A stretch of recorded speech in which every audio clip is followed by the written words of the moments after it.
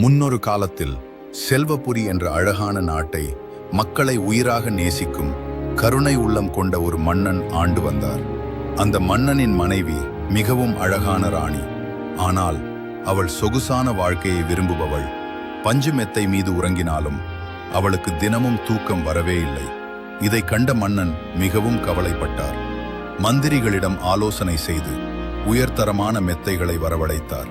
பஞ்சு மெத்தை, மலர் மெத்தை, எவ்வளவு மென்மையான மெத்தை இருந்தாலும் ராணிக்கு நிம்மதி கிடைக்கவில்லை. ஒரு நாள் இரவு திடீரென்று ராணி அலறினாள். மன்னனும் பணியாளர்களும் ஓடி வந்தார்கள்.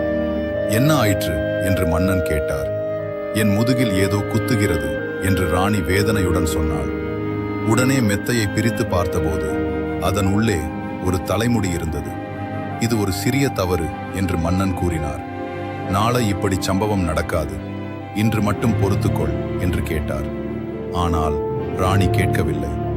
என்னிடம் அக்கறை இல்லாத இடத்தில் நான் இருக்க மாட்டேன் என்று கூறி அரண்மனையை விட்டு புறப்பட்டாள்.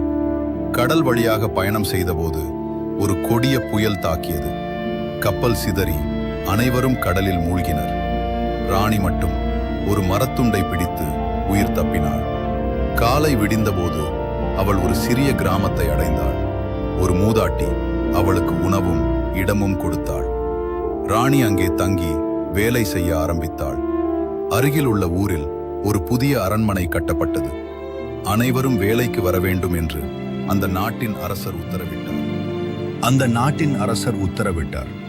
மூதாட்டிக்கு வயது ஆனதால் அவருக்கு பதிலாக ராணி வேலைக்கு சென்றாள். தினமும் கஷ்டப்பட்டு வேலை செய்து வீட்டிற்கு திரும்புவாள்.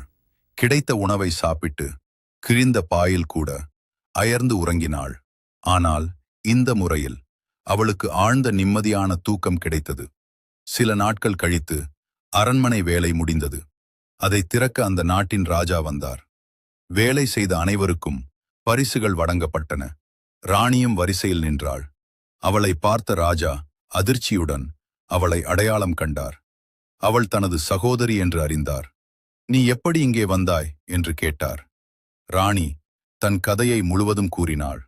உடனே அவளின் சகோதரன் செல்வபுரி மன்னனுக்கு தகவல் அனுப்பினார். பிறகு ராணியை மரியாதையுடன் தன் நாட்டிற்கு அனுப்பி வைத்தார். மீண்டும் மன்னனை சந்தித்த ராணி தன் தவறை உணர்ந்து மனமாறி மன்னிப்பு கேட்டாள். அந்த நாளிலிருந்து ராணி உணர்ந்தாள், மென்மையான மெத்தைகள் அல்ல, நிம்மதியான தூக்கத்தை தருவது ஆடம்பரத்தில் அல்ல, எளிமையில்தான் உண்மையான சந்தோஷம் உள்ளது. வாழ்க்கையின் உண்மையான செல்வம் மன அமைதிதான். அதுவும் நம்மிடம்தான் இருக்கிறது.